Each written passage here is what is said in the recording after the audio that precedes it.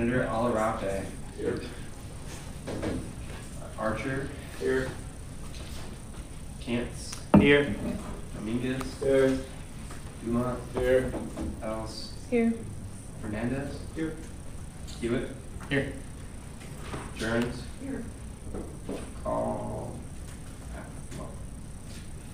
Kessinger. Here. Lewis. Here. Proxy Warden. Here.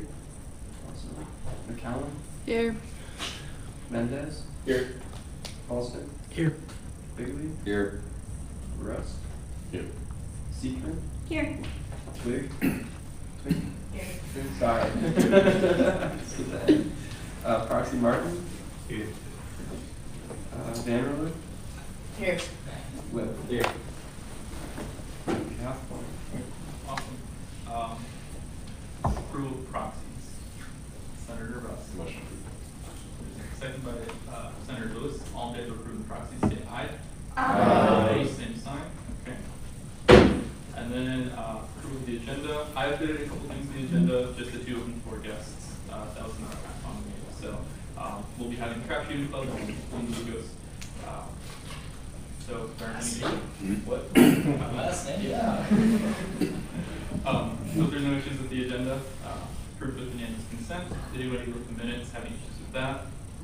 Not, those are also approved, so we'll start with the trap shooting club. You just want to take a stand at the podium or whatever works for you guys, so. It's in the current meeting resolution.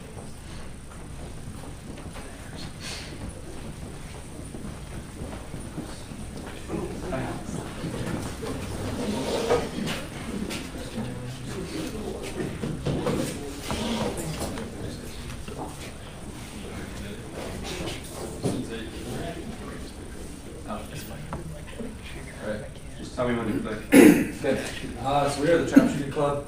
This is the first time, and we have President Rankin as our advisor. Next slide. So safety is number one.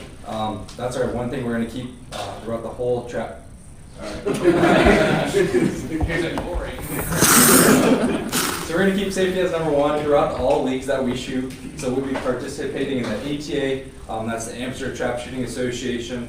So you pay like a membership, you can shoot that. That's year round. There's the USA Clay Target League, so they run that high school, college, and homeschool. That's the one we'll be participating in spring and fall. And then there's ACUI, which I'm looking to get starting. So that's more like your typical collegiate type shooting. And that'll be like kind of a partnership with SCTP, that's like through that Classic Clay Target program. So looking into getting to start shooting those to get that college shooting. And then we'd be able to travel to Texas. They have in November, they do week-long shooting.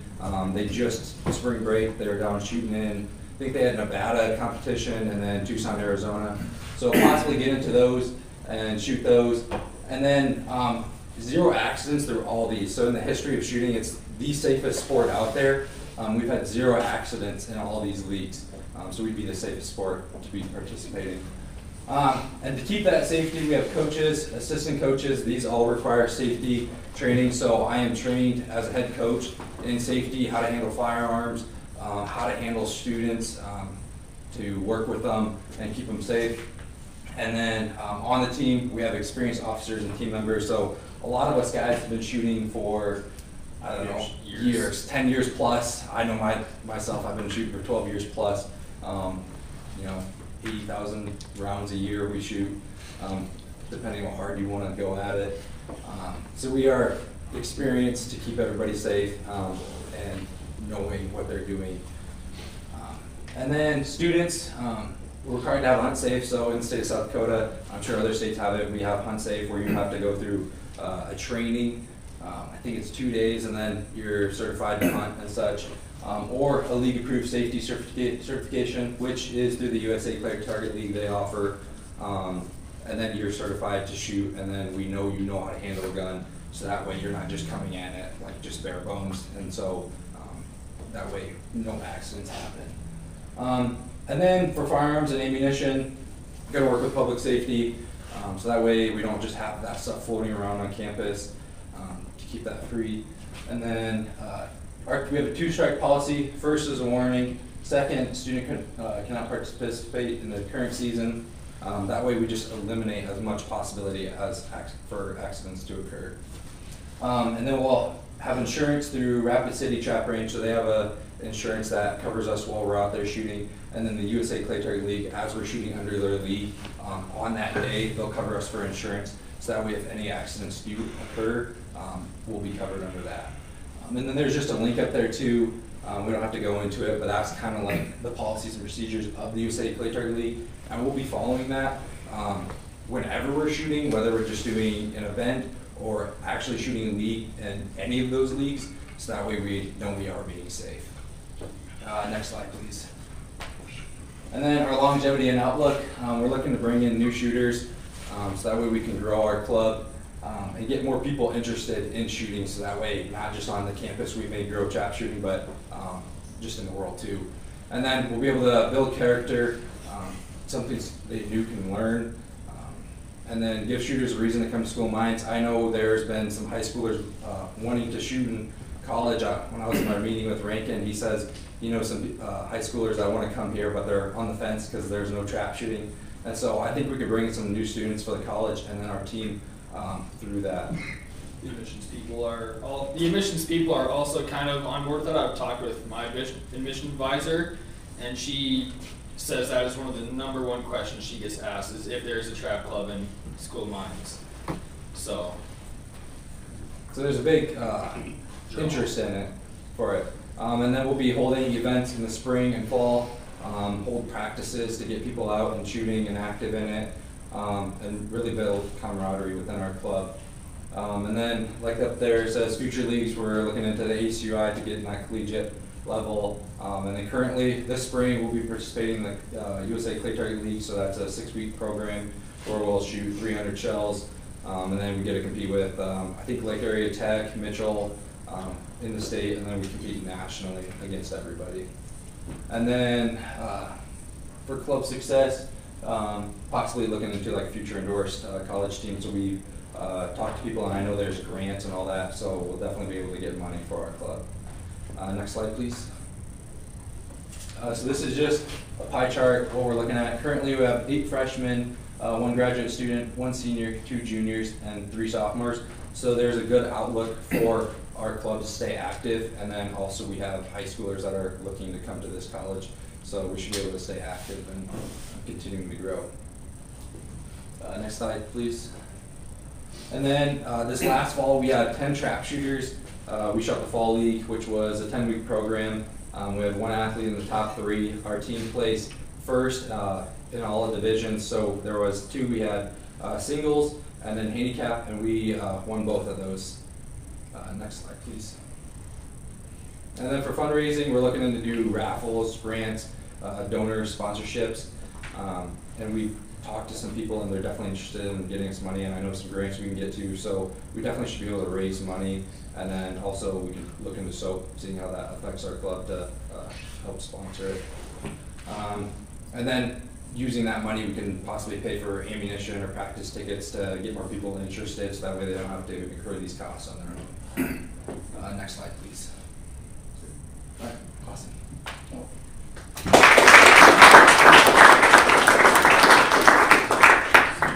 Any questions at all for Traction Club?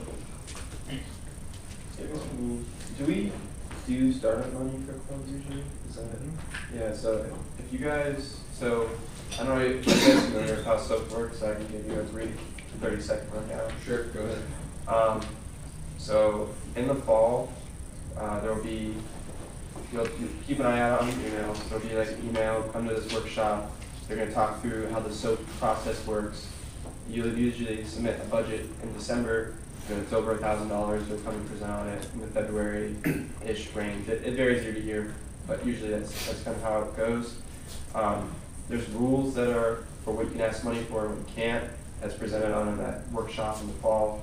And then it goes through a whole review process, and then we vote on it, it goes to the president's office. And then whatever you requested versus going through that process, whatever number comes out at the end, that's what you get for the following school year.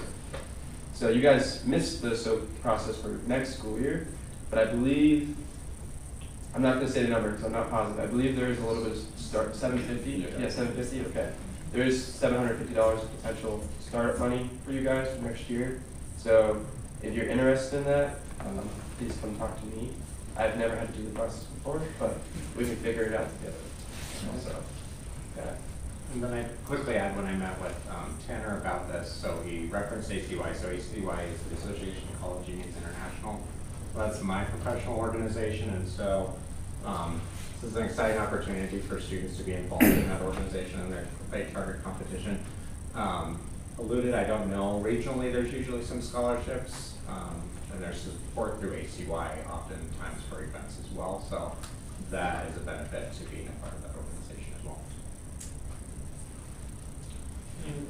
Just one comment, you guys are probably thinking about this already. You refer to the two-strike protocol that you want to follow. I think 99% of all interactions we have with students are very positive, but I would recommend the first, that warning is in writing, just so there's no opportunity for any miscommunication. I didn't get a warning, that sort of thing. So if you're not already thinking about that, I would put it in writing. Any other comments or questions? Okay, seeing none, thank you so much for coming in.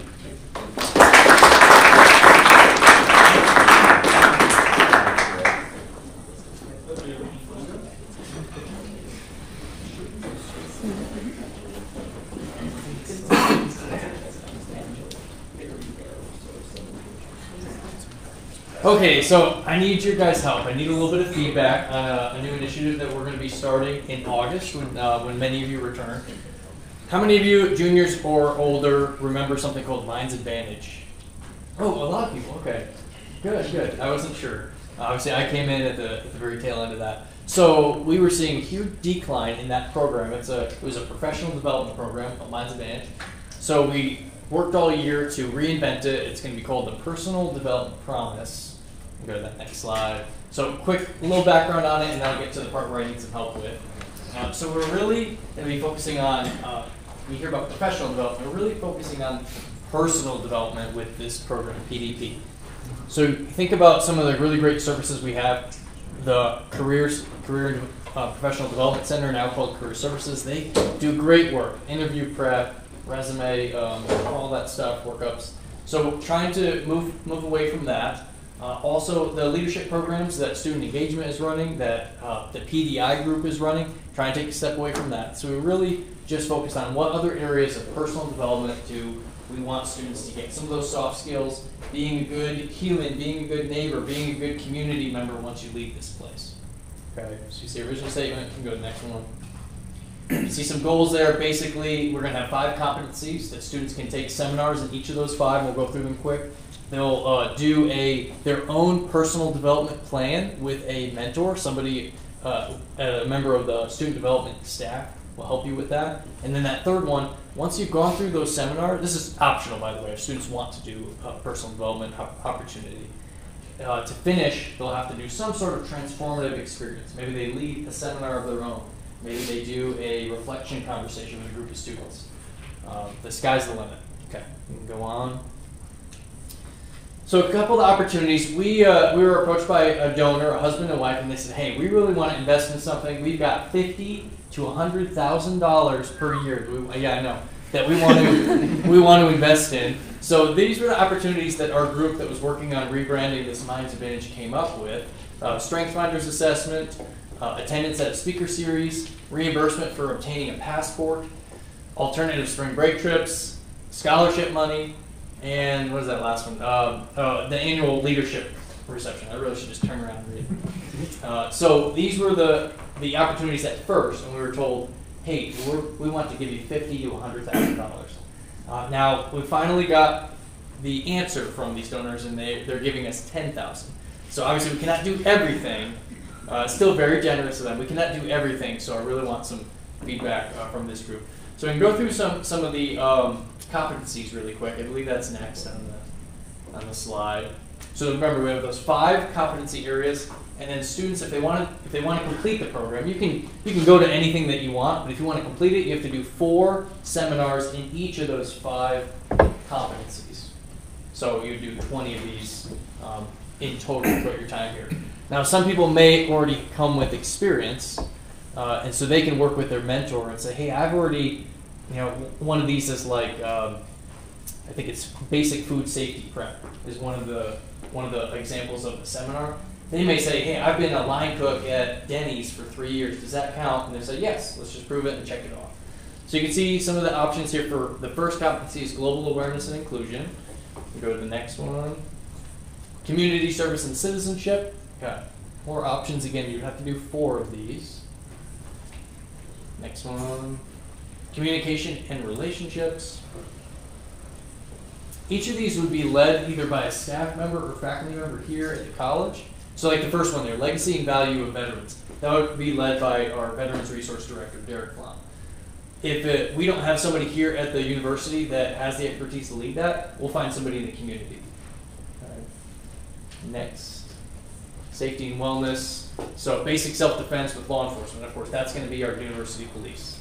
Outdoor survival skills. We've got a partnership with the outdoor campus here in town. They can come in and do that. All right, I think there's one final one, personal and human development. A lot of these would have to be somebody from the community. Estate planning, that's like, what do I need for a will? That sort of thing. So these are all things that you probably are not learning in your science and math courses, right? But they're important to have some of these knowledge pieces by the time you graduate. All right, next one. So this is the big budget piece that we came up with originally when we were thinking might get a gift between 50 and 100,000. You can see where we landed. Oop. Yeah, you're good. I'm just gonna zoom in. Okay, thank you. You see, we landed at about 81. Of course, we cannot do everything. So I'll start by saying this catered dinner and speaker series, President Rankin is actually going to be introducing, more than likely going to be introducing his own program from the president's office that's essentially that same thing. I'm not going to say he took my idea. And I think we were both thinking of it at the same time. So that one probably makes sense to cut because the president's office is sponsoring something very similar. I don't know if they're going to be offering dinner, but they're going to have a speaker series 4 times throughout the year. Okay. Reimbursement for passport costs, we were thinking that'd be approximately $5,000 a year. Alternative spring break trip. We were originally envisioning this as a pretty large thing. Okay. Whoever wants to participate, everyone gets on a flight, and we're going to Maine or Vegas or somewhere cool. Obviously, we're gonna have to condense that a little bit with only 10,000 if we still choose to. And then, of course, scholarship money. So this is where I need your help. I have to go back to the committee that created this program, or re-envisioned this program. I want to know what of these options are students most interested in. Can you see them all? And again, that speaker series, I would probably just cut that because the president's office is going to do that. So reimbursement for passport costs, scholarship money, or some sort of spring break trip. Yeah. I feel like personally the passport cost thing is pretty cool. That kind of just gives you the freedom to plan your own trip based on the things you learn throughout this program. The alternative spring break trip thing, like obviously that's really cool. I like the entire spring break plan for you. The only thing I see with that is like personally, if I want to go on spring break, I'd want to be with like people I'm like really close to, people I knew. So that could either turn you away from that option, or it could like want to make your friends join the program, so your friends can go on a spring break trip. So I think that's a pretty good option, but I just think about that as well. Like, I don't know a whole ton of people who are like super open to going on a spring break trip with some people they may know.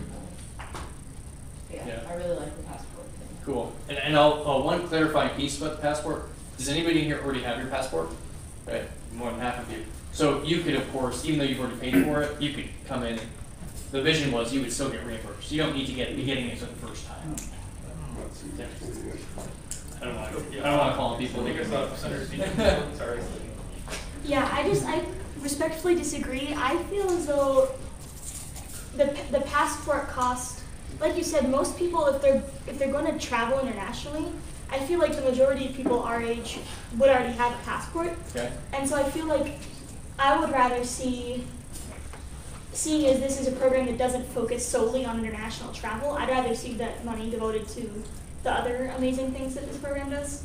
That's just my opinion. So either the trip or scholarship? Or, or Okay. some other leadership program they could do, not Okay. necessarily a speaker series, but something along those lines, Sure. as that seems to be more of the focus rather than international travel.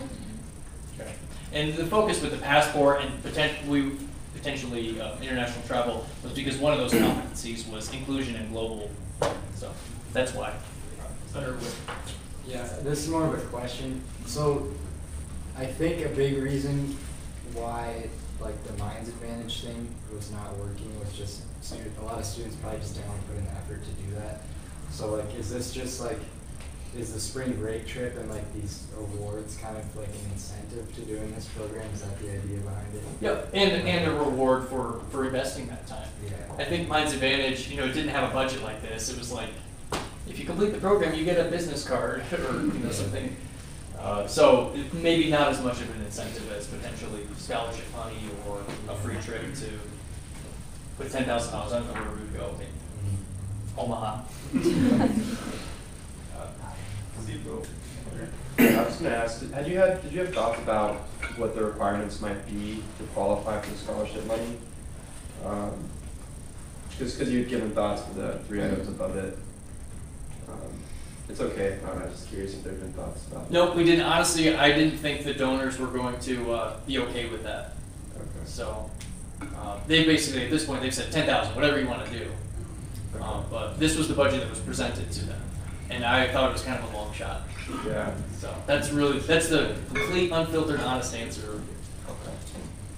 But it could be many different ways. We could work with financial aid. It could be by unmet financial need. There could be a committee, essay, whatever.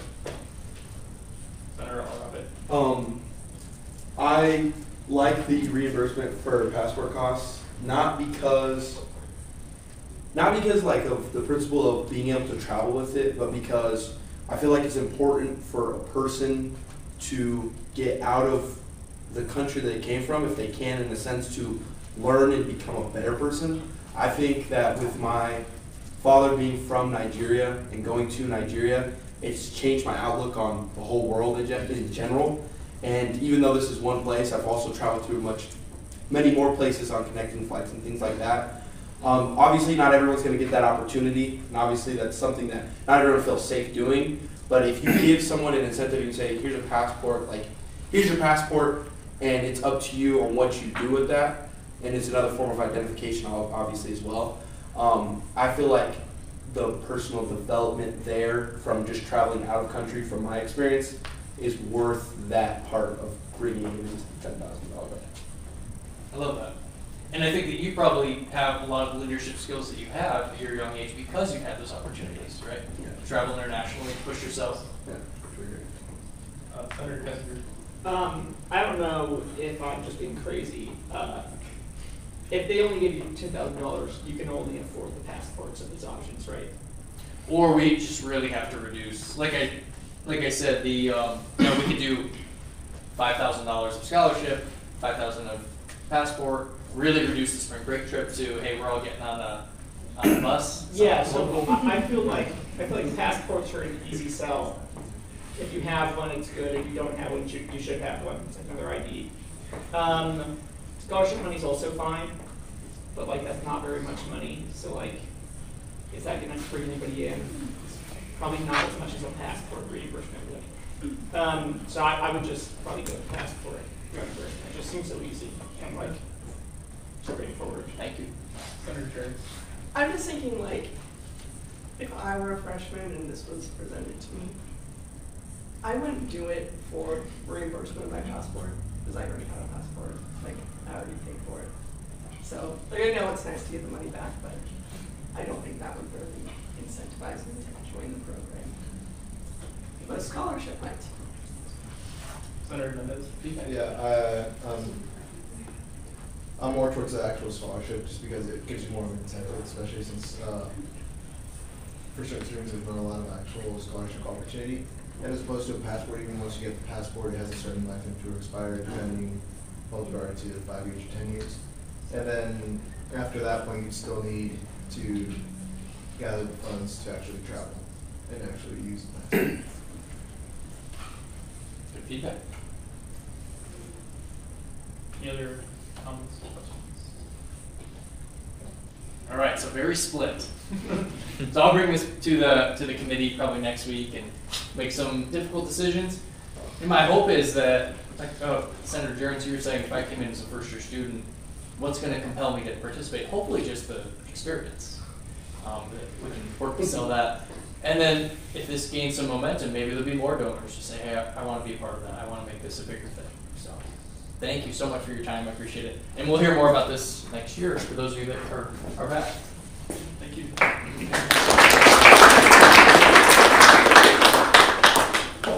Moving on to unfinished business with trap shooting club resolution.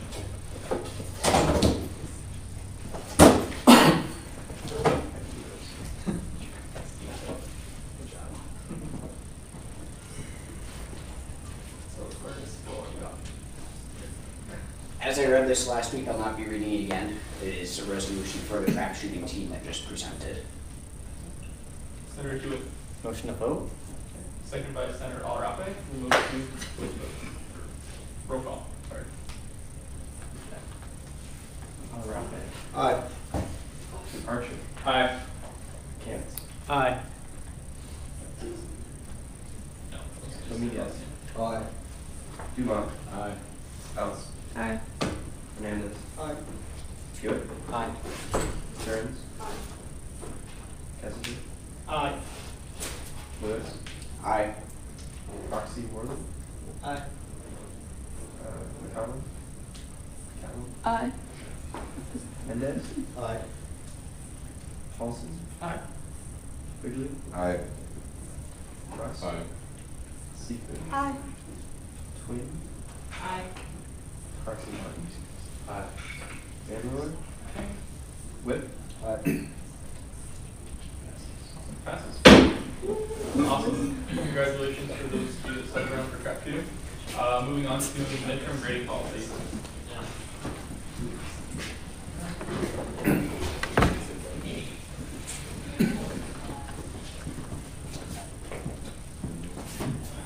This was presented a couple weeks ago, so rereading it. It has to do with encouraging a midterm grading policy. You wouldn't actually get policy from this. It's what we encourage. Senator Hewitt. Motion to vote. Second by Dominguez. Were there any comments or questions before we do that? Okay. We'll move to vote. Alrape. Aye. Archer. Aye. Cantz. Aye. Dominguez. Aye. Dumont. Aye. Else. Aye. Hernandez. Aye. Hewitt. Aye. Jones. Aye. Kessinger. Aye. Lewis. Aye. Roxy Worley. Aye. McCollum. Aye. Mendez. Aye. Paulson. Aye. Quigley. Aye. Rust. Aye.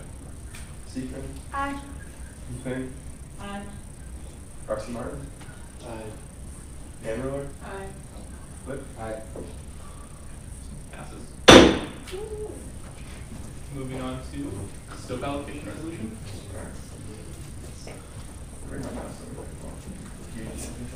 Yeah.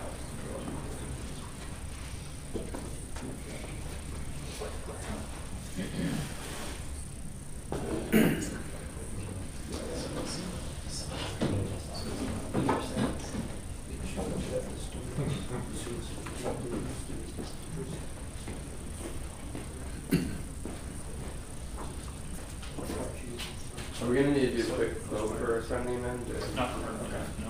So I won't be in your guys' way. Same SOAP resolution as last week. I changed the wording in the noting. Before, it just said the general allocation fund, which was incorrect, hasty typing on my part. So it's been corrected to the student portion of the general activity fee allocation committee unanimously recommended a SOAP budget of $315,000 for FY24. The meaning didn't change at all. It's exactly what we talked about last week. I just improved the wording. And then I also went through these budgets and corrected the organization name to what's used by the budget office, and also added in the SOAP accounts as I said I would.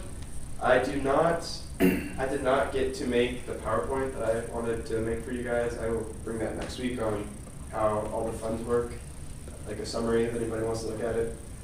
But yeah, any questions? Yeah.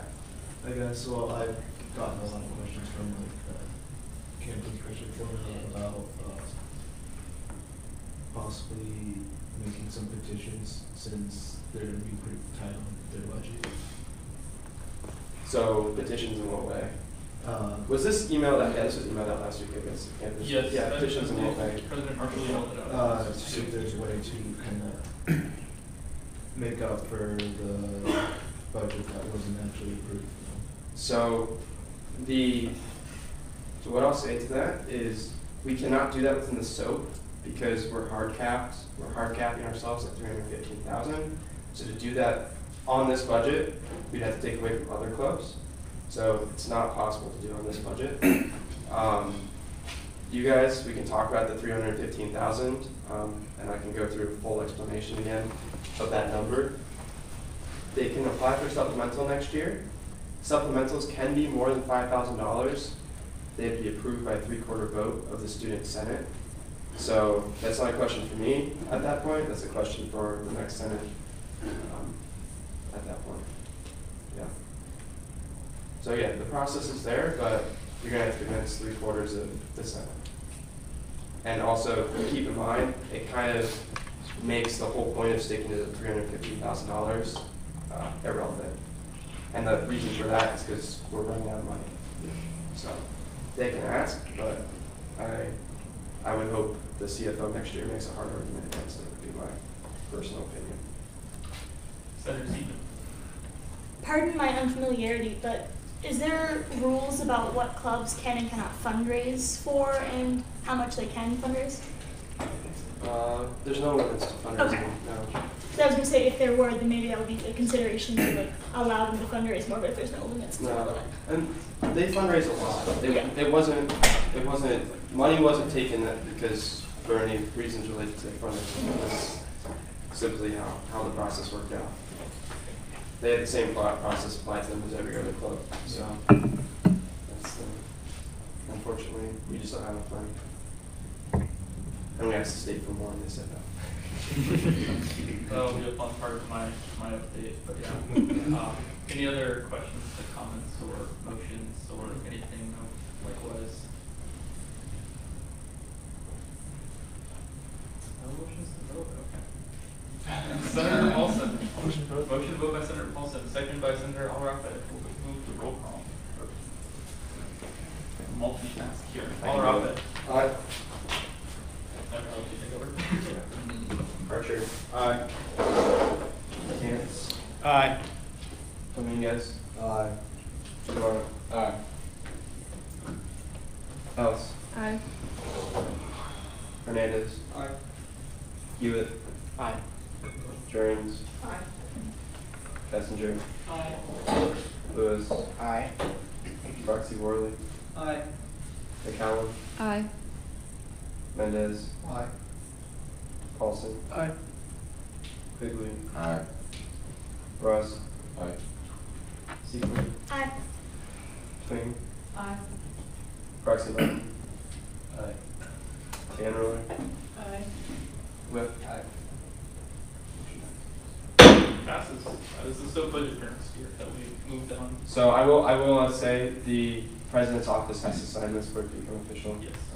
Yep, so, But we've given yeah. our 2 cents, or 50,000 dollars, but yeah. Moving on to constitution revisions.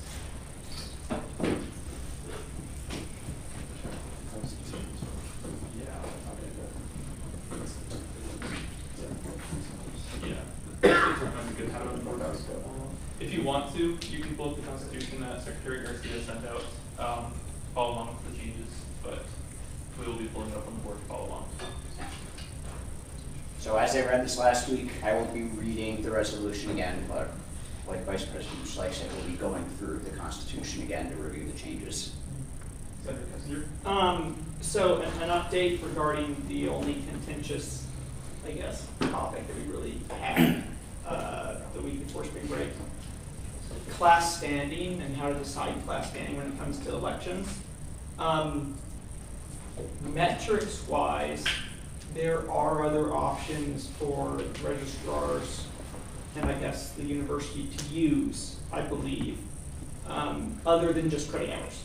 So I would propose that we amend the Constitution to allow for credit hours or another metric to be used to determine class standing, just so that people are able to actually be a representative for the year that they're really part of. But if we're going to do that, we also have to attach to that the understanding that on the voting side, there's an option for people to vote for you if you're not in their class.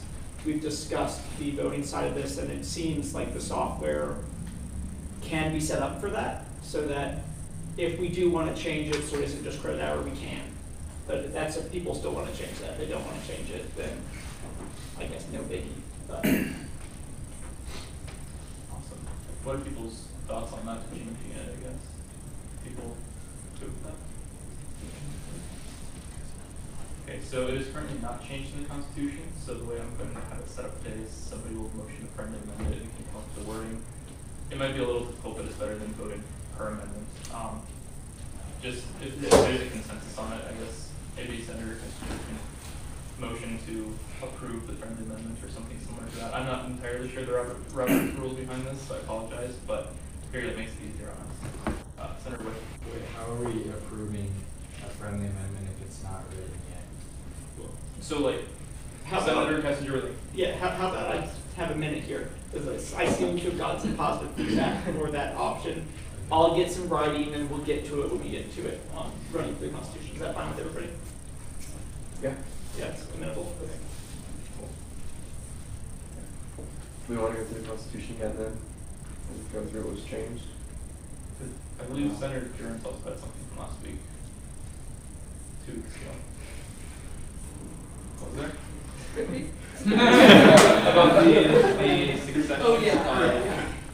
Other appointed positions aside from, or not appointed, but like executive positions other than the president, due to last year having issues with that. Yes. We would like to spearhead the friendly amendment for that as well.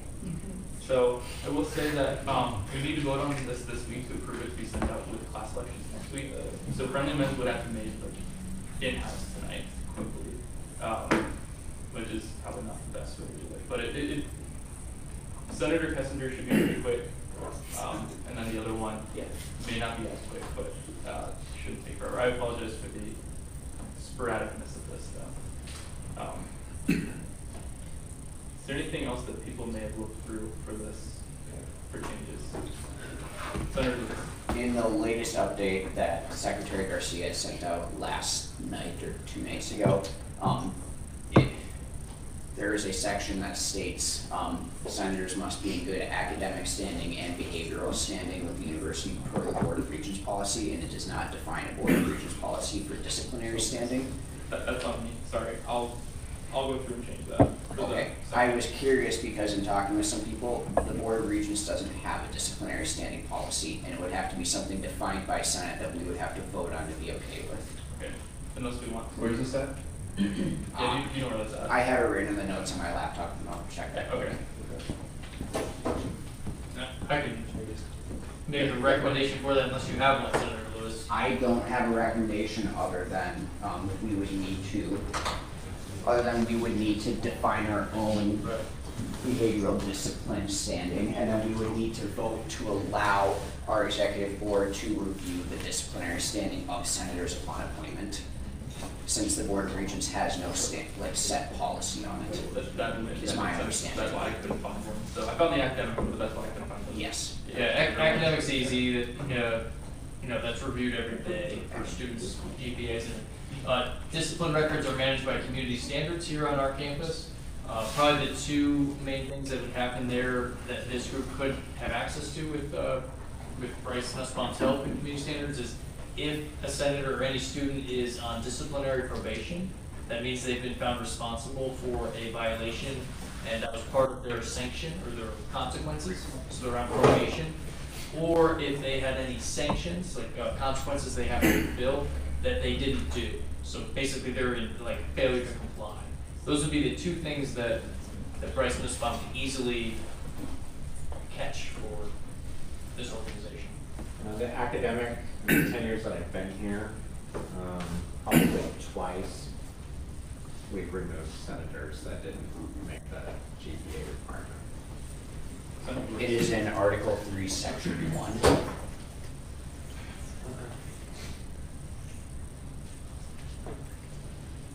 Oh, is it the one below B? Yes. Okay. Disciplinary standing right here, number 2. So yeah, that's why there's not a policy there, is because the Board of Regents doesn't have one. It would have to be a standard that the Senate would vote on and set forth, and then we would have to vote, I believe, at the start of every Senate to review and approve every senator's disciplinary standing. Do you have any wording that you want to friendly amend into this, I suppose? That just in more legalese. What's that? That, but just in a more legalese speak. Just, Yeah. we would have to add in there a clause in this number 2 that would say what we do. Senator Wood.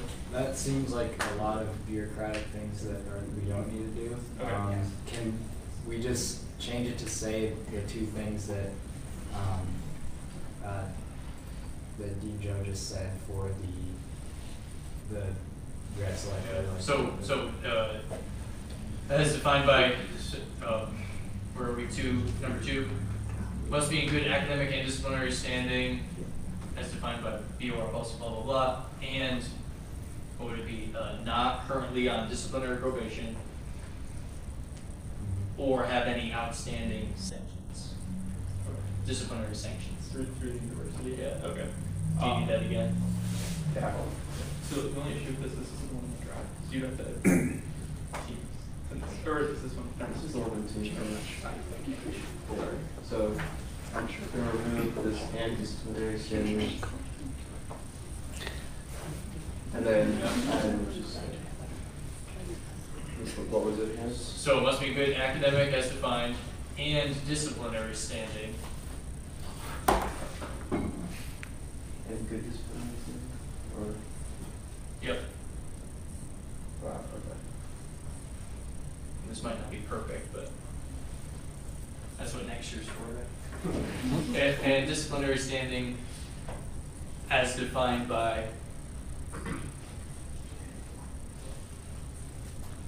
not on disciplinary probation. We're gonna say and not on the, we're gonna say and not on disciplinary probation.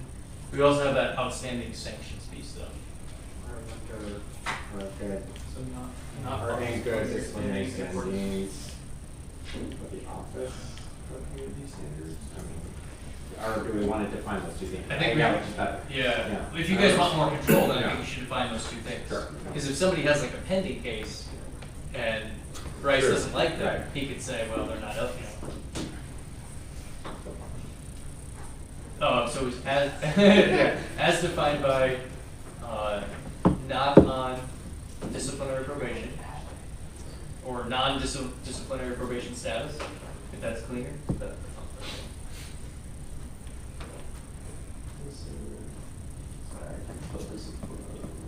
It's also harder when you're not looking correctly down. I'm assuming status, is that what you said? Or probation? Probation. It's like the constitutional convention, guys. It's defined by non-disciplinary probation and no unresolved sanctions.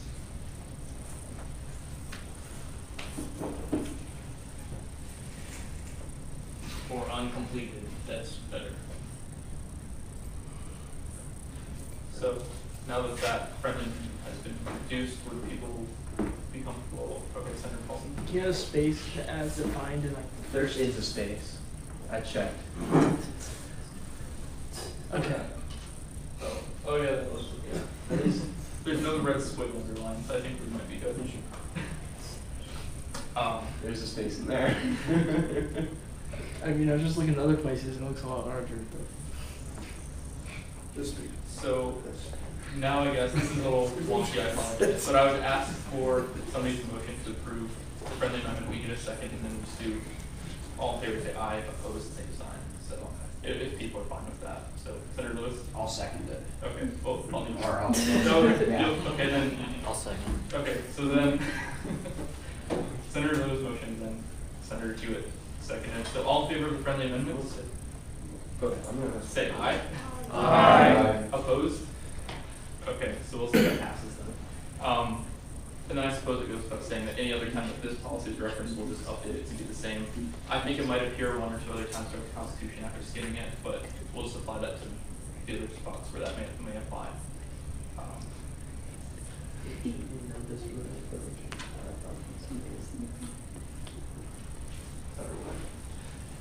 Is this on? Oh, yeah. Should just be no instead of non. Or non-disciplinary probation status, you can say that.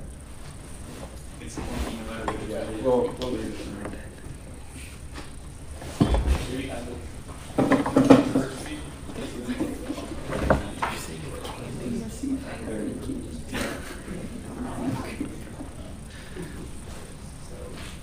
Are there any qualms with adding to the university, or by university standards, just so it's clear? Sorry. Okay, we'll go with that. Is there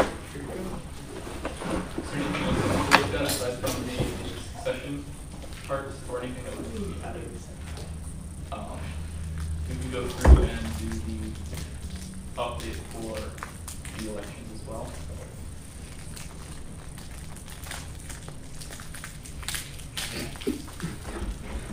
You have the verbiage of that sentence, because you're. Is it my turn? Yeah, it's your turn. Okay, yeah, so, sure. If we look at, I think it's eligibility, Article 4, legislative branch. This seems to be at the top somewhere. So, yeah, so, Article 4, eligibility. C, the very bottom one. So I would say that, this will update in a second. We added or to make credit hours or semesters of attendance on campus, which would allow somebody who's been here for 1 year to show that they've been here for 1 year, 2 semesters, so they're assigned. It seems easier. And we can also clarify on the voting side that you can vote either for your years on campus or for your credit hours. I don't see how this is going to be an issue. Nobody's going to abuse it if they do it on a daily thing. But it seems like a good mechanism to fix the perceived flaw we currently have. Any comments or concerns with this at all? I will say for anybody who's running this year, it won't apply. So, for example, Senator Seekman will still be a junior senator. Maybe the year after you just be a junior senator again if this goes through, but this wouldn't take effect until after the elections next week, since this will be voted on by the students next week. But if there aren't any comments or concerns or questions, maybe I'll entertain a motion for approval of this. If anybody would like to. Senator McCollum? Motion to approve this. Okay, seconded by Senator Seekman. All in favor of friendly amending the Constitution for update for this? Aye.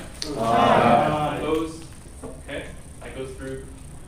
And then Senator Jones, did you come up with anything? Yeah. Sorry to put you on the spot. I do apologize. Well, I started, but we never decided who would, like, what we would actually do. Yeah, so that could be a good conversation point. If you want to explain kind of the situation to senators who maybe might not be familiar. So if, right now, if the president, that spot is vacant, then the vice president fills it, which makes sense. But in the event of vice president vacancies, which happened last year, who fills that spot? So when that happened, we just opened it up to all the senators, because we didn't know what else to do. Which worked out, but then there was some backlash from that because it wasn't offered to the whole school. So, I don't know. Senator Cassidy? I think we should just copy what like the US government does.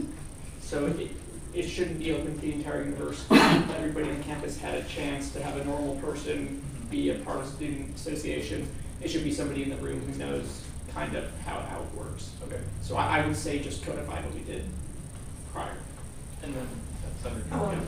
The only thing I'll say is like, that's a big spot, and so you might not have someone who is willing to step into that position.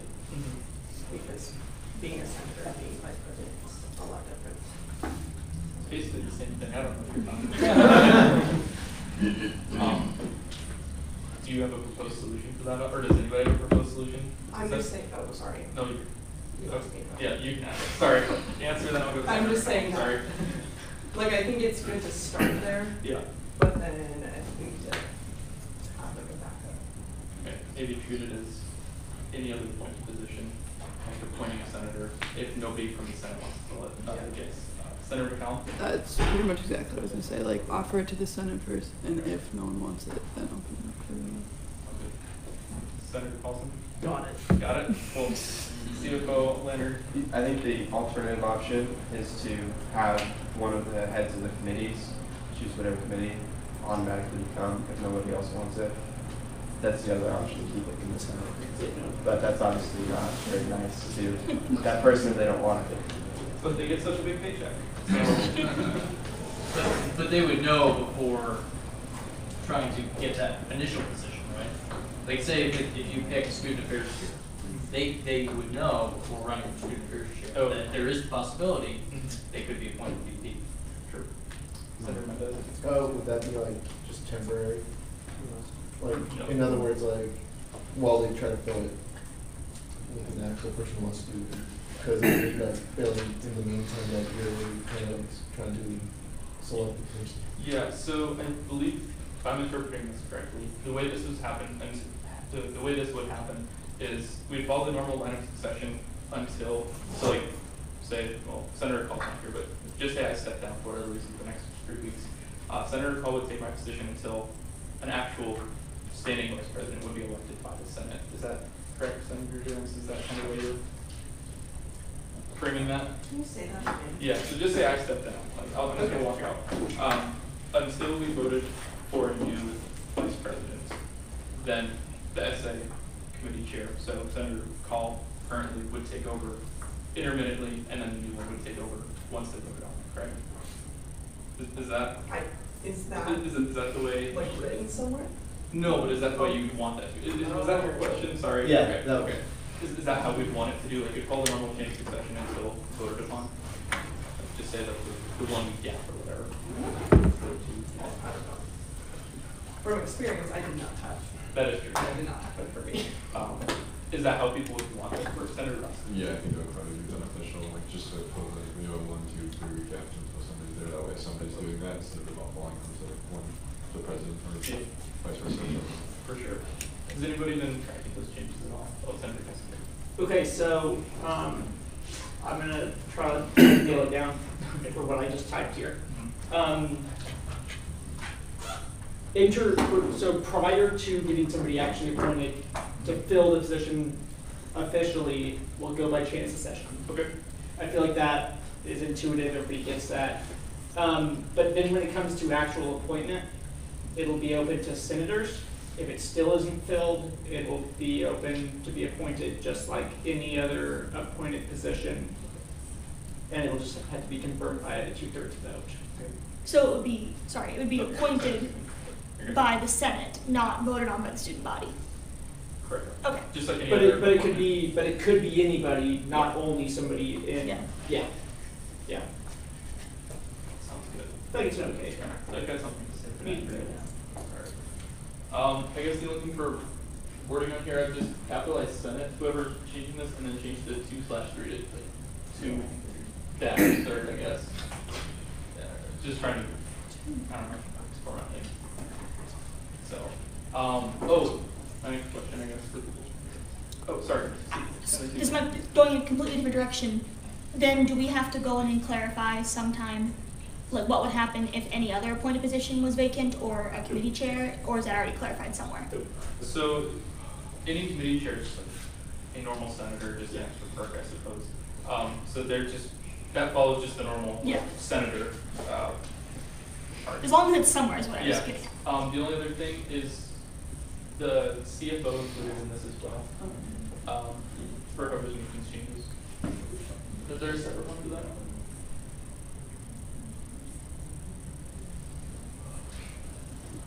I was just figuring since we're already talking about it, might as well just cover all of our bases. Would we want to include CFO with this then for ink senator? Sorry, do you want to include CFO? It's not even important, Or- isn't it? But like, yeah. Secretary. You wanna add something about, sorry, this is not about, if like 3 current senators want it. Oh. Oh, like so more than one person wants it? Yeah. Unlikely, but. Yeah. So I guess it'd just be vote amongst everybody, or how would we want to tackle that? Senator Russ? Yeah, I feel like it would either be an appointment by the president or vice president, or none of both, or whichever one I think works better. So like, no matter what, it's appointed by the president, but you have to ask the Yeah. senators first. So I suppose you could just introduce 3 separate resolutions for appointment, and whoever gets it, gets it. But, are there any other changes or comments or concerns people have with this at all? I think we're good with CFO since we handled that okay this time around. We just had to change succession and then, so, yeah. Is there anything else in the Constitution? Oh, first of all, I guess we should maybe vote on this change. Senator Hewitt? Motion to vote? Second by Senator. We should wait for this. Oh, yeah, that's, we're gonna hold off for 1 second. So for secretary as well, Secretary Garcia just reminded me, there is not a line of succession for, well, there is technically the PR chair. Under this constitution change, would we want to add something for permanently, like just reappoint or something else? Probably, I think that's probably fine, so. I don't think, I mean, if it's already appointed, we don't have to have like a change of succession, so we're fine. It was just No, the I vice think we're president issue. Okay, yeah. Cool, so Senator Hewitt motioned and Senator Alarafa seconded. All in favor of this friendly amendment, say aye. Aye. Opposed? Cool. I think those are our main issues. If we want to scroll quickly and see if there's anything else, I apologize. Thank you for kind of bearing with this. It makes future Senate's jobs a lot easier, especially when it comes to chain of succession issues. So.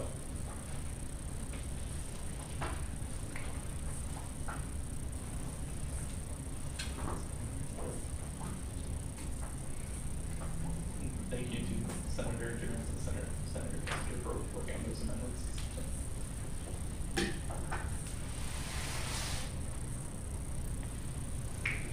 Yeah, and like I said, we can just go through later and just update the one policy that we decided to change, and then we'll just add the amendments after we vote on it. So, if there aren't any other questions or comments or concerns, we can actually vote on these revisions as a full. So, Senator Kessinger?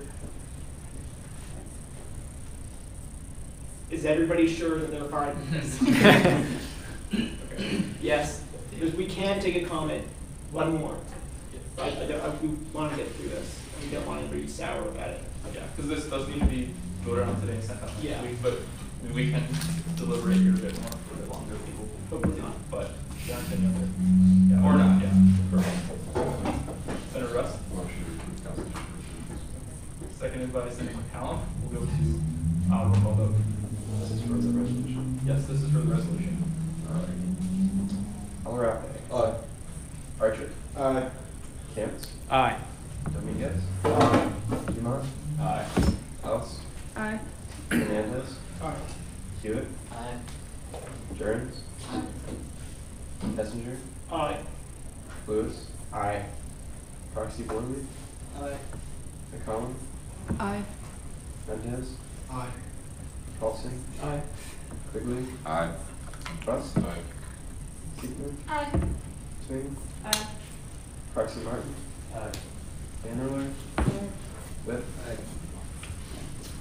Passes.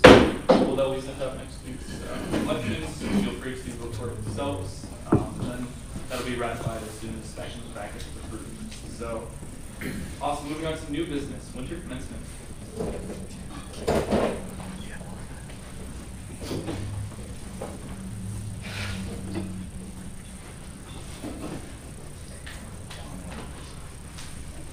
Marshall Schleich, resolution number 23S16, presented on March 22nd, originated by Senator Rust and myself, presented by myself. Whereas South Dakota Mines Administration has been discussing no longer holding a winter commencement ceremony, whereas the Student Senate Commencement Committee representatives recommend that if a formal commencement ceremony is not feasible, an informal commencement ceremony should be held. Therefore, be it resolved by a majority vote of the Student Association Senate and the signature of the Student Association President that the Student Association Senate take a stance in favor of continuing to hold a winter commencement ceremony. Any comments or questions? Senator Lewis. What constitutes an informal commencement ceremony? I don't know, do we need to write that somewhere? Like, I know we're talking about like having it in the gym, but I don't know if we need to have like a. I can go with, yeah, so I was at the last commencement committee meeting. It was during spring break, so we didn't have any students there, unfortunately, scheduled at that time. So that could be based on department, or the Ivanhoe International Center could do something for the international community. It would just be, you're not like officially, you know, Board of Regents declaring you're graduating at that ceremony. It's a smaller, more intimate thing. Family and friends could be invited, but it's like if just industrial engineering is doing their thing. That was my take of what that could be. Senator Lewis, you guys.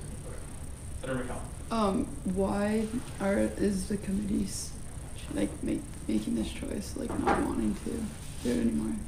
Sure, I can answer that too. So we were in the minority of Board of Regents schools that still do a winter ceremony, and it sounds like, correct me, those of you that have these academic majors, with mechanical engineering and now computer science and electrical engineering, it's near impossible to graduate in December with those curriculum. So our numbers of December graduates are going to continue to really fall. This past winter we had 83 students walk. It's just a very small ceremony. A lot of time, a lot of expenses put in for very few students. Any other questions? Senator. I think 83 is still a pretty big number. It's like for amount of people who won't feel like they have a formal college graduation. I feel like it's a pretty big thing in someone's life, and I don't think that they should wait until the fall to officially have that ceremony. Senator Jones. I understand that it's a lot of time and money to do it, but they put in a lot of time and spend a lot of money to get their degrees. I don't think that's great. Or Senator Kessler. Well, I was going to say the same thing as that. It's just, I've never been to my graduation. I missed my undergrad and my master's ceremonies. But I paid the same money as everybody else. And if I hadn't, had a reason not to be at my master's to walk, I should have been able to walk. So I think that everybody else should be afforded the same opportunity if they're paying just as much. Senator Paulson. Because things like cost and like that's like based on menu and stuff, can't you just stop at official graduation and just adjust the venue and things like that to the size better, reduce costs that way? Essentially, it's the whole. And my understanding that the cost isn't the primary reason that they brought this. That was just a supplementary, like, we were just talking about, excuse me, the SOFA allocation, and the GAP allocation is going to be coming up in a couple of weeks. This place doesn't have a surplus of money. If there is an added benefit that, that could save $15,000 or whatever it is. But yes, we could look at a smaller venue. I think the most obvious one was at the Monument, but Western Dakota Tech has already booked it for up until like 2027. So that was a little bit hard. Is the graduation small enough? Why can't we just do it in the ballroom? That would be too small. Even if we had like 50 students, if all their family came, it would be, and then all faculty and staff, it would be tight. Senator Paulson. About the gym. Good question. So every other year, the gym would work perfect, but on the off years, athletics does have basketball games.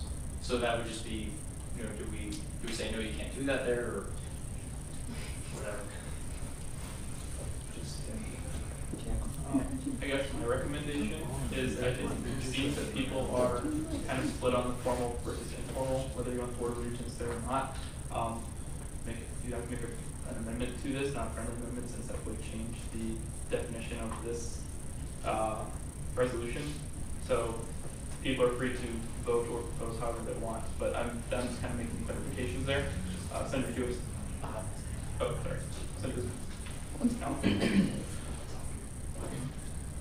No. Senator Paulson. I will say this is just saying if the official formal one was not feasible, so voting yes for this is not saying it's going to be informal from here on out. Am I just reading it wrong? Okay. Yeah, it's just like, since this is like informal at the beginning, maybe I should read this. Like, not informal. Oh, it's not informal. Okay, never mind. Carry on. Sorry. So impeachment. I just thought it was something that does matter for this as the first reading. Mm-hmm. So this coming Monday, this policy is a topic at University Cabinet. Mm-hmm. That's where Student Senate does have a seat, Yes. so they can make comment. So it might be something that you want to consider suspending the rules. Correct. Yeah. Because they're going to be having that first reading. I just want to understand your guys' intent with the wording. So you say, admins talking about no longer having the ceremony. If they don't have one, we're in favor of an informal one. And then your final sentence is to take a stance in favor of continuing to hold a winter commencement ceremony. I guess for me, I'm a little bit confused on the progression of the ideas. I don't know if you guys. We could just change it to in favor of continuing to hold a formal winter commencement ceremony. If that seems like that's the general consensus. Yeah. Okay. So for that, we would have to do a friendly amendment that we have to vote on to amend it, and then we have to vote on that amendment. Just because that would change the resolution enough, I feel. Senator Wood. Okay, motion to make a friendly amendment to change the word informal in the second paragraph to formal. Is that what we want to do, or did we want to just add formal to? Add formal. In the last paragraph, sorry. But then it says informal and then formal again. Do we want to just take out the second paragraph and just put formal in front of winter in the third paragraph? Senator. Can we just get rid of, and we can leave the second paragraph, but just get rid of an informal commencement ceremony should be held. Oh yeah, no, just take out the whole thing, yeah. Senator Paulson. It makes sense as it is. It's leaving it open to a formal or informal ceremony. It's saying we should have one. Yeah, but at the end, it's just like to specify it better, I guess, but. Why? No, it's trying to specify that we have one in general. Senator. So essentially, they're not going to continue, that's what they want to do. The middle paragraph is saying either formal or informal, but one should still be held. The last paragraph is saying we're in favor of still holding one, whether it's informal or formal. Okay. I just didn't know if people were intent on like demanding just a formal instead of informal, but okay, that works. Senator Jones. So, I guess I'm just confused. So if we're in favor of holding one in general, is that not what's going to happen no matter what? Like I don't know what we're voting on. I would say not necessarily, because the commencement committee, they're saying we want to dissolve the formal one, and we'll encourage people to have. But if the math department says, no, too bad, we don't want to work that day, then maybe they won't do one. And obviously, that's an example. So could we then just make a friendly amendment to add on at the end of the third paragraph, holiday winter commencement ceremony, whether it be formal or informal? I think it's Senator. I'll second that. You'll second that? Okay. So this would be a friendly amendment. Yeah, that would just be probably a friendly amendment. That won't change anything. So, all in favor of the friendly amendment to add what Senator Funk said, say aye. Aye. Opposed? Okay, so, I didn't formal informers yet. I'm sorry for the confusion tonight. Okay, and then since this will be brought up at cabinet, we'll have to actually vote on things against this week. Anybody else want to send it to it? Motion is suspend the rules. Okay, motion is suspend the rules. Senator Kessinger? Second, all in favor of suspending the rules, say aye. Aye. Opposed? Okay. And then Senator, Alarabe? Motion to vote. Second, Senator Archer. We'll go to, roll call. Alarabe? Aye. Archer? Aye. Cantz? Aye. Dominguez? Aye. Dumont? Aye. Else? Aye. Hernandez? Aye. Hewitt? Aye. Jones? Aye. Kessinger? Aye. Lewis? Aye. Roxy Worthy? McCollum? Aye. Mendez? Aye. Paulson? Aye. Quigley? Aye. Russ? Aye. Seekman? Aye. Dr. Martin? Van Roy? Whip? Aye. Okay, we'll pass it. Yeah. Can I make a comment? So when we first brought this up weeks ago, maybe, and then I think it came up again 2 weeks ago when we had our last meeting, it seemed kind of split the discussion. So when I was at the last commencement committee meeting where there was no students, as they talked about should we go forward with this, I didn't speak up, and Fulton was just like, yeah, I guess so. Now hearing a good discussion tonight, seeing that the vote is unanimous, when we do have university cabinet Monday, I will share that with the cabinet, and if it comes to a vote, I'll vote with students. I think it's important that your voice is heard, so you'll have at least 2 members around the table who say yes, we should keep winter commencement. Would you want to vote yea or nay? Yeah, okay, cool. Awesome. Thanks for bearing with me for that again. Now on to the last resolution, personal Wi-Fi routers.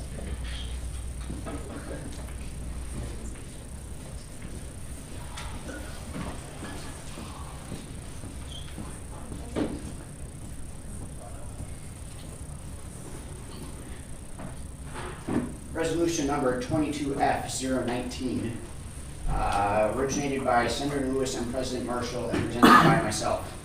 Whereas the South Dakota Mines ITS Department spoke with Senate regarding internet concerns on campus, and whereas ITS acknowledges that personal Wi-Fi routers cause network interference issues in the residence halls, and noting the Residence Life Handbook currently does not have any policy on personal Wi-Fi routers. Therefore, be it resolved by majority vote of the Student Senate and the signature of the Student Association President that the Student Senate take a stance in support of a policy implementation limiting the use of personal Wi-Fi routers in the residence halls. Any comments or questions? If not, we'll see this one next week. So, awesome. Moving on to open discussion. We have the commencement speaker list. To the right of CFO Leonard. He'll just pass it around. You have 3 votes to vote for the spring commencement speakers. No more than 1 vote can go to the same person, kind of similar to last time. So you can't, dump all 3 votes to one person. Aside from that, have at it. So it'll be passed around. Go and sweat and stuff. Just another thing with open discussion, I'd like to congratulate Senator Els for being inducted into the Leadership Hall of Fame. So. And Sam. Yeah, I was gonna say congrats to you as well. Thank you. Anything else for open discussion? Last year's Wi-Fi was down, the majority of Monday night and, Tuesday morning. I was wondering if any of you guys had any information on what happened there. Okay, we were just told nothing and had no Wi-Fi through anything. Do you know who I could talk to about that? Kind of just let everyone know what happened. Yeah, you can probably talk to Katie Walls, and sometimes, depending if you had enough network on your phone. I mean, I know you didn't have any of those requests, IT requests, we'll get to them, but I would just stop at the residence life office and talk to people.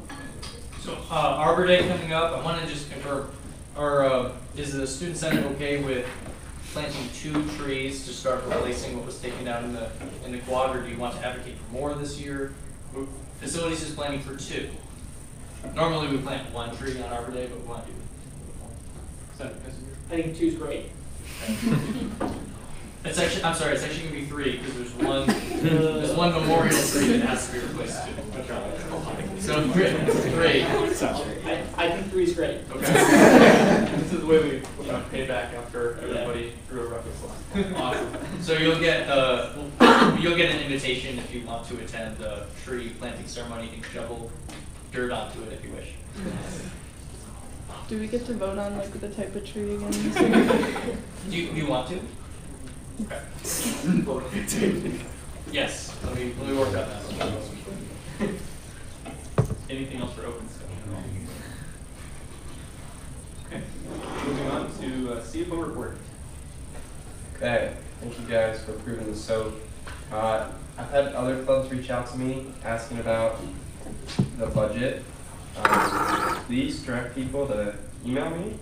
I'm gonna be, if people ask, once it's signed by President Rankin, I am gonna email out to every club the reasoning for like what their deductions were, and then also the reasoning behind the 10, or like it worked out to about 10% deduction across the board. You get down to 15. So whatever their deductions were, plus that extra 10% across the board, I'm gonna email out and explain. So you can tell people that that'll be coming in a couple weeks. That they're also, feel free to email me, and I'm happy to sit down and talk with anybody about that. On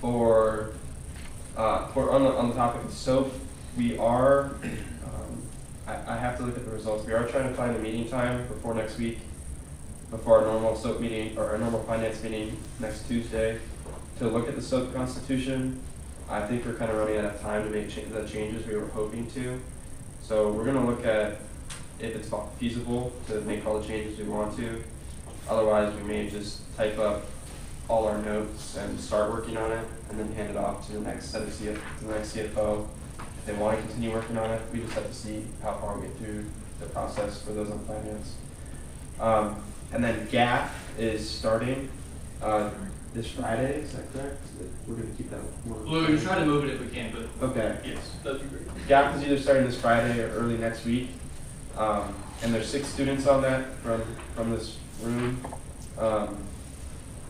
And then there's what, 5 from other parts of campus? 3. Oh, really? Only 3? Mm-hmm. Okay. 3 voting. 3 voting from other parts of campus. And all of those people who are in those positions will continue through even after Senate rolls over to the next set of people. I think we're pretty prepared for those meetings. Yeah, any questions? Maybe just the size of the changes you're looking at the constitution, if you have any right now. Yeah, I can, for so, oh man, there's a lot. So, I don't know if I have it all in my head to talk about it eloquently, but there was a number of things that are in there that are not being enforced currently. And so we need to reflect on why and what a good mechanism would be to enforce. So, for example, clubs who make over a certain amount of money, over a certain amount of money, are supposed to submit fundraising receipts as proof that they're doing the fundraising they're required to do. That has never, since I've been here, I believe, been done, but it is I didn't even think it was in the SOAP Constitution, but it is. So we have to think about enforcement mechanisms for that. The deductions made on SOAP budgets are not included in the SOAP Constitution. I'm not entirely sure we want to, but there's no formal process to describe even how to go about that. So it doesn't even say like sit down and vote as a committee to agree on what the deductions for the year will be. Because we did things like per diem is this much by the states, and then and then if you didn't have a hyperlink, then maybe you get like a certain percentage off. But none of that is specified anywhere. So adding at least a mechanism into the Constitution where the SOAP committee will vote on what that is, or maybe hard coding it into the Constitution. What did we talk about in the Yeah, and just reflecting on things like food, are we gonna continue to not let soap be spent on food? I know, at least that'd be something I'd be interested in getting your guys' thoughts on at some point. I know when I was a freshman and sophomore, before COVID happened, food at meetings was a big draw for a lot of people. And I think clubs are recovering from COVID pretty well, but I do think, honestly, being able to have food at meetings attracts a lot of students who would otherwise not spend the time there. And so that's something we should reflect on. I don't know, we made a whole, as we were going through the whole SOAP process during the SOAP meetings, I wrote a list, I think Pat, you wrote part of the list, I could be wrong about that. But I had like a page-long document of notes for things I thought could be improved upon. So, yeah, like I said, it's not on my head right now. Senator Russ. And just to add on to that too, another important thing is to create a standardized way to fill out the applications. Because a lot of students struggle to, I guess, understand exactly what they need to put on and like the way they need to put it on in a way to convey the information to translators. And that might not be so constitution thing, maybe it is, but yeah, maybe we include these instructions must be included in the application or something. Yeah. Any other questions for CFO Leonard? Oh, Leonard. Point of privilege. Oh, of course. Okay, anything else? If not, moving on to Vice President's report.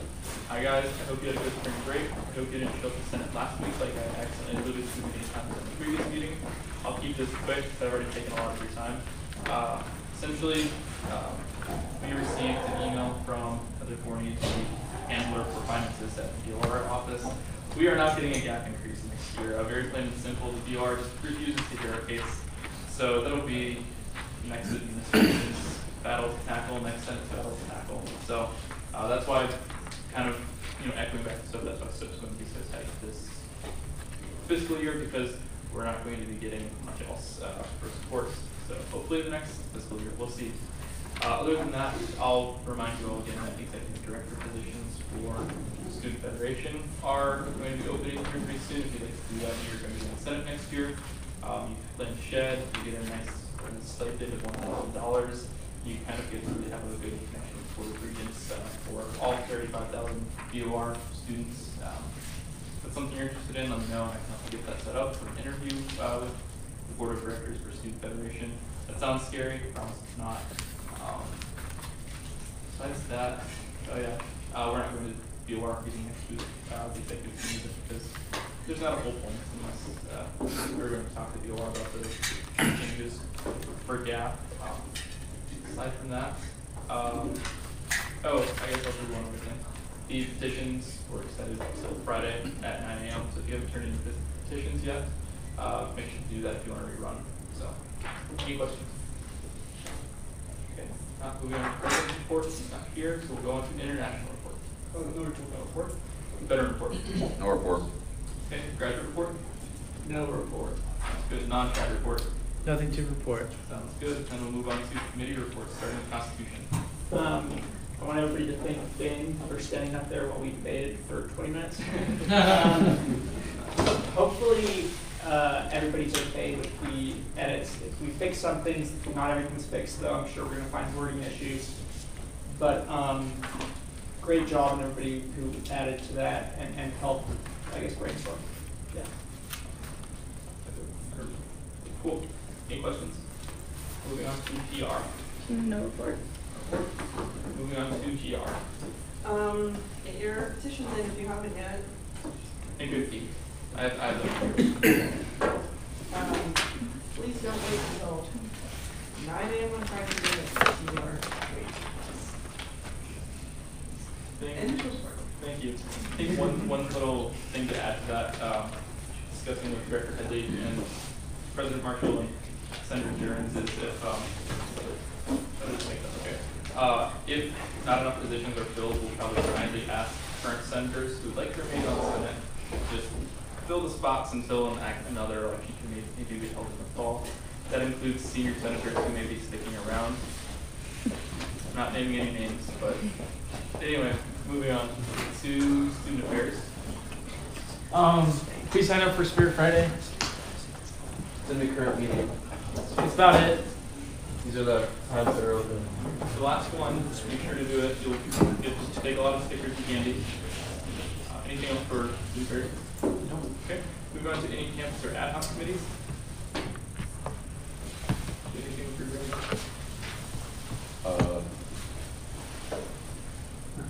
We haven't officialized anything yet, but we do have a proposal from the graphic design, so we'll have a better idea. Okay, thank you so much. Moving on to the upcoming Senate business, I guess it's like Arbor Day. There's really nothing else aside from only 2 meetings left after this, next week and then the transition meeting. So, and then for announcements, the SPS pie eating contest will be held in here in 35 minutes. So if you sign up for that, just stick around unless you really need to go back to your dorm or something. Pies were generally made by Doubting. Oh, you have a question? We have extra pies. How many extra pies for? Hold on. Who wants to sign up very impromptu for the pie contest? Sign up. Come on, what? Why not someone sign me up already? Yes? No, I'm busy that day. Well, if you want to stick around, go for it. Any other announcements? Senator? There's a cheek swab thing in the library next Wednesday from 9 to 3, and then you can get on the registry to be a blood cell donor.